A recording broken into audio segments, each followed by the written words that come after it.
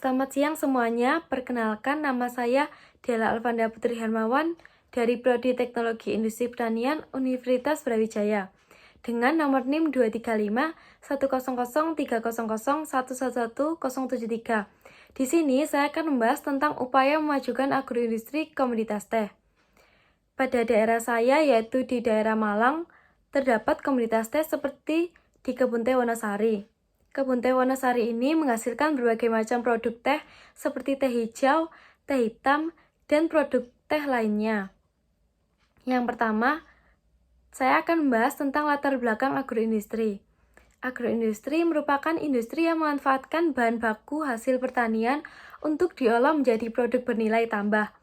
Di Indonesia sendiri, sektor agroindustri memiliki potensi yang besar karena negara ini memiliki sumber daya alam yang melimpah, kondisi iklim yang mendukung, dan jumlah penduduk yang besar. Salah satunya adalah komoditas teh. Sektor agroindustri juga memiliki peran penting dalam perekonomian Indonesia, khususnya dalam meningkatkan pertumbuhan ekonomi dan penyerapan tenaga kerja. Selanjutnya, apa sih agroindustri itu? Agroindustri adalah sektor industri yang berkaitan dengan produksi, pengolahan, dan pemasaran produk pertanian dan perkebunan. Ini mencakup berbagai kegiatan mulai dari produksi bahan baku pertanian hingga pengolahan, distribusi, dan pemasaran produk akhir.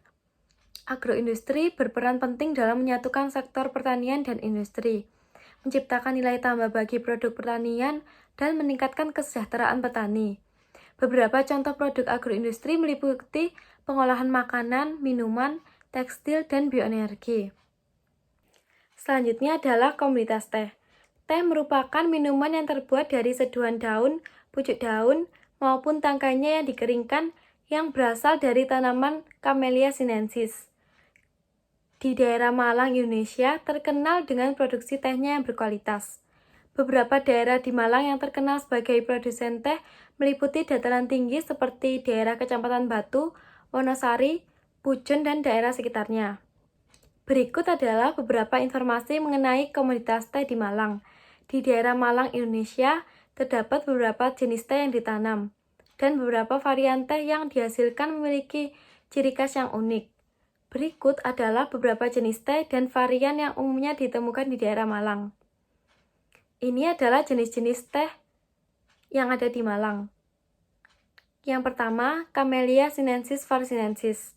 Varietas ini umumnya menghasilkan teh hijau dan teh putih. Teh hijau memiliki daun yang tidak difermentasi, sementara teh putih terbuat dari daun yang belum membuka sepenuhnya. Yang kedua, ada Camellia sinensis var assamica. Varietas ini cenderung lebih besar dan seringkali digunakan untuk membuat teh hitam. Teh hitam dihasilkan melalui proses fermentasi daun teh setelah pemetikan. Yang ketiga, ada Camellia sinensis var cambodiensis. Varietas ini juga bisa ditemukan di beberapa perkebunan di daerah Malang. Kombinasi faktor tanah dan iklim di daerah tersebut dapat memberikan karakteristik unik pada daun teh yang dihasilkan. Yang terakhir adalah Camellia sinensis var paranensis. Beberapa produsen teh mungkin menggunakan varietas ini untuk menghasilkan teh olong. Teh olong mengalami proses fermentasi parsial, memberikan ciri khas yang berada di antara teh hijau dan teh hitam. Selanjutnya, upaya meningkatkan komoditas teh. Strategi yang dapat dilakukan untuk meningkatkan komoditas teh di Malang adalah perbaikan kualitas dan juga kuantitas teh melalui pemilihan varietas teh yang menyesuaikan cuaca agar bisa menghasilkan kualitas yang cukup bagus.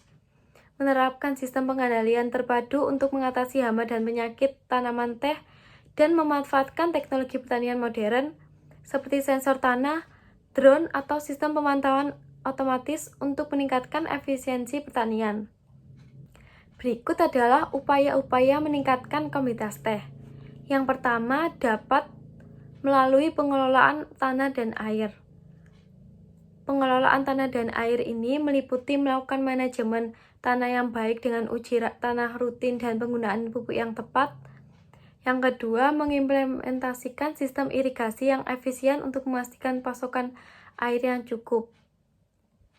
Lalu dapat juga dengan pengolahan dan pemasaran yang meliputi meningkatkan keterampilan dalam pengolahan daun teh untuk menjaga kualitas dan nilai tambah produk, dan mengembangkan strategi pemasaran yang efektif untuk meningkatkan visibilitas dan daya tarik produk teh Malang.